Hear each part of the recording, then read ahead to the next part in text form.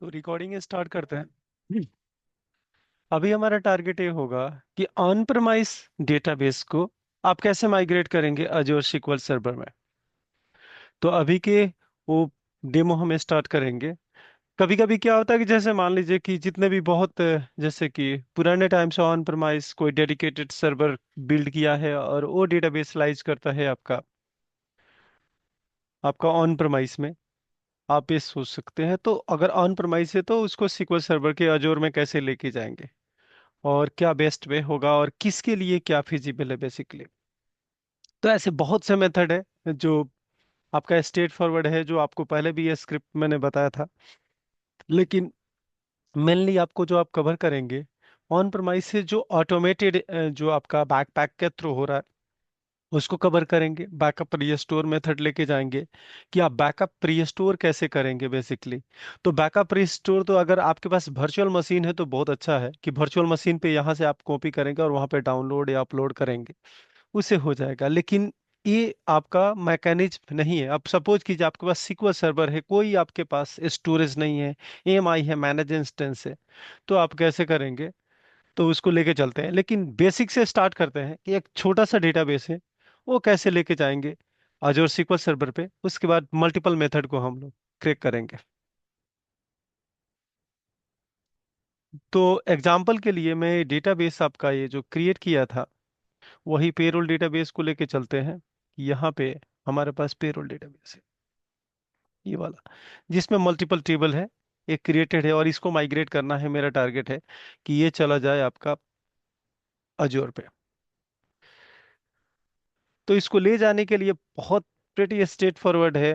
जैसे कि आप चार पांच मेथड को जाते हैं, पहले तो सर्वर बिल्ड कर लेते हैं आपके अजोर एनवायरनमेंट पे और उसके बाद स्टार्ट करते हैं।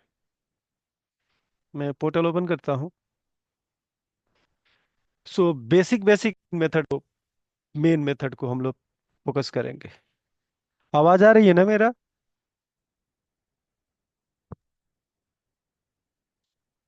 Yes sir.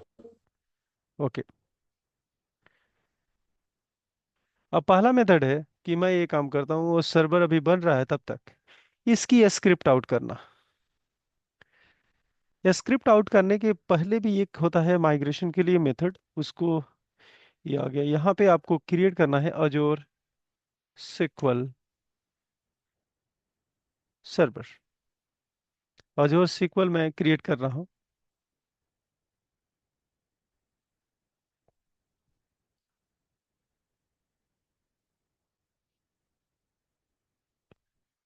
तो आप SQL डेटाबेस क्रिएट कर सकते हैं, वर्चुअल मशीन कर सकते हैं, मैनेज इंस्टेंस भी कर सकते हैं। तो आपको जो क्रिएट करना है आपके सामने, जैसे वर्चुअल मशीन हमने क्रिएट किया था पिछले ऑलवेज ऑन वाले क्लासेस में, तो वर्चुअल मशीन पे SQL सर्वर आप बिल्ड कर सकते हैं। दूसरा मैनेज इंस्टेंस आप लेके चल सकते हैं या SQL डेटाबेस से ले सकते हैं। एक और भी होता है आपका SQL सर्वर, वो भी आपको मैं कर लेता हूँ। ये अजोर SQL डेटाबेस सर्वर, इसको मैं क्रिएट करता हूँ। और क्रिएट करने के बाद तीन चार मेथड से कैसे आप स्ट्रेट फॉरवर्ड जा सकते हैं। पहले तो प्रोविजनिंग आप देख लीजिए, डेटाबेस का प्रोविजन कैसे हो रहा है। ये रिसोर्स ग्रुप जो पुराना एक बना है उसको मैं सेलेक्ट करता हूँ। ये जो कुछ भी ये ग्लोबली या पब्लिकली ये नेम होता है, तो मैं ये कहता हूँ यहाँ पे MS SQL सर्वर 01। तो जो भी नॉट अवेलेबल होगा आपको नहीं मिलेगा। This specify server is in use basically, तो आपको डिफरेंट नेम लेना पड़ेगा। 2025 ये भी अवेलेबल नहीं है, तो यहाँ पे कर देते हैं आई भारत। ये अवेलेबल है, इसको यूज कर सकते हैं। इसको सेंट्रल इंडिया में हम डिप्लॉय करते हैं। SQL ऑथेंटिकेशन को कनेक्ट करेंगे। SQL का आईडी है, ऐसे तो यूज नहीं करे, ऐसे एडमिन में कर लेता हूँ। इसका जो भी क्रेडेंशियल आपको SQL का ऑथेंटिकेशन को जो डालना है वो डाल लीजिए। इसको सिक्योरिटी में जाता हूँ, एडवांस कुछ भी नहीं करना है मुझे, इसको रिव्यू एंड क्रिएट करना है। अब क्रिएट करने के बाद ये जो सीक्वल की मशीन बनने जा रही है वो आप एक्सेस कैसे करेंगे?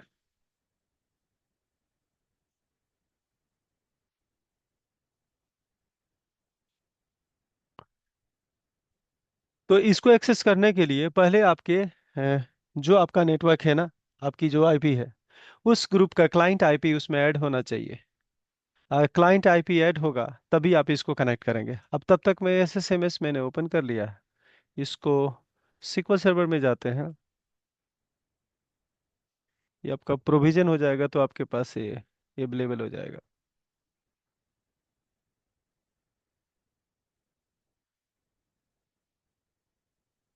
तो बेसिकली अभी टारगेट ये होगा कि ए सर्वर है, इसमें तीन चार मेथड से डेटा आपका ऑन प्रमाइस यानी कि आपके लैपटॉप से आपके नेटवर्क से कैसे अजूर पे जाएगा, उसको अभी हम चेक कर रहे हैं।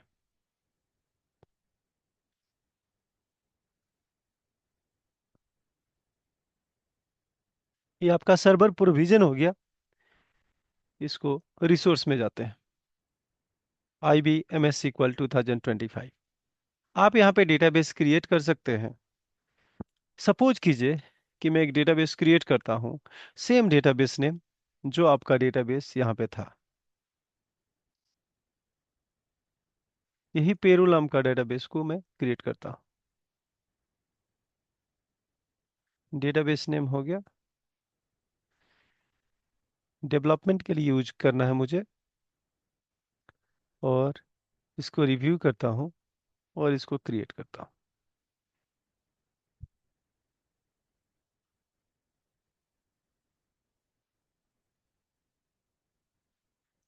तब तक ये काम करते हैं, पहले उस सिक्वल को कैसे से कनेक्ट करेंगे आपके मशीन से। तो कनेक्ट करने के लिए बेसिकली आप सिक्वल के सर्वर पे जाएंगे। इसमें सर्वर का नेम आपको मिल जाएगा। तो सर्वर का नाम आप यहाँ पे देखेंगे आएगा, सर्वर नेम आपका ये है। इसको कॉपी कर लेंगे और आपके जो एसएसएमएस है इसको डायरेक्टली कनेक्ट कर सकते हैं। ओके। SQL ऑथेंटिकेशन हमने कहा, इससे एडमिन किया था यूजर आईडी। पासवर्ड जो है मैं इसको इंटर करता हूँ।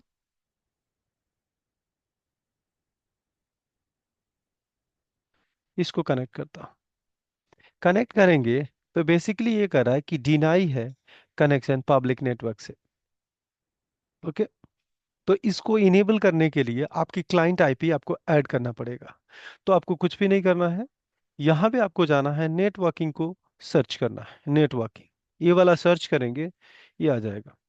यहाँ पे डिसेबल होगा आपका, डिसेबल होगा बेसिकली। तो आप देखिए यहाँ पे डिसेबल है पब्लिक एक्सेस। इसको मैंने सेलेक्ट नेटवर्क किया, और यहाँ पे आपकी जो क्लाइंट आईपी है ये वाला है। ये फिर भी आपको कैसे पता लगे ये आप ही की आईपी है? तो यहाँ पे देखिएगा माई आईपी, मैं कहता हूँ पब्लिक आईपी। यहाँ पता लग जाए कि आपकी पब्लिक आईपी क्या है। तो ये URL what is my public IP, तो यहाँ पे आप कोरिलेशन करेंगे। यहाँ पे आपकी आईपी डिटेक्ट हो रहा है और आईपी आपका आ जाएगा ये 1236। आपको लग रहा है कि यही आईपी एड्रेस है, यानी कि आपकी आईपी एड्रेस 106 यही है आपका। तो इस आईपी को ऐड करेंगे फायरवेल रूल में। इसको सेव कर देंगे। सेव करने के बाद बेसिकली आप स्टार्ट करेंगे यूज जो आपका जो SQL सर्वर है वो लोकल मशीन से। यहाँ पे जाते हैं और फिर से इसको कनेक्ट करते हैं।